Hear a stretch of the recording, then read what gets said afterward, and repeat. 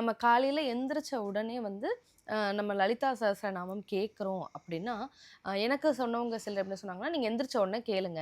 அது மூலியமா வந்து உங்களுக்கு நெறைய நல்லது நடக்கும். மனம் வந்து அமைதியாகும்ன்னு" சொன்னாங்க. இன்னும் ஒரு சில பேர் என்ன சொல்லுவாங்கன்னா, அம்பாள் வழிபாடு செய்தாலே உக்கிரமா இருப்பாங்கன்னு சொல்லுவாங்க. இந்த 2 முரண்பட்ட கருத்து இருக்குல்ல மேம். இதுல எது உண்மை? ஆ, அம்பாள் வந்து ஒரு ஸ்வரூபம். ம். பல வடிவங்கள் எடுக்குறாங்க. ஓகே. அதாவது உக்ர ஸ்வரூபம் அப்படிங்கிறத எதுக்காக எடுப்பாங்க? கோவம். எதுக்காக எடுப்பாங்க?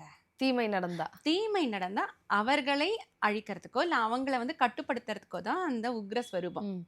நம்ம தீமை இழைக்க போகிறதில்ல. நாம எதுவும் மற்றவங்களுக்கு துன்பம் கொடுக்க போறதில்லங்கும் பொழுது, அந்த உக்ர ஸ்வரூபத்த பார்த்து நம்ம ஏன் பயப்படணும்? ம். 1. ஆனா இந்த லலிதைங்கிறது பூரணமான சாந்த ஸ்வரூபம். ஓகே. அவள் வந்து அற்புதமா, ஒரு கம்பீரமாக ராஜராஜேஸ்வரியாக ஒரு காலை மடக்கி, மறுகாலை கீழ வைத்துட்டு 4 திருக்கரங்களுடன் காட்சி கொடுக்கக்கூடியது.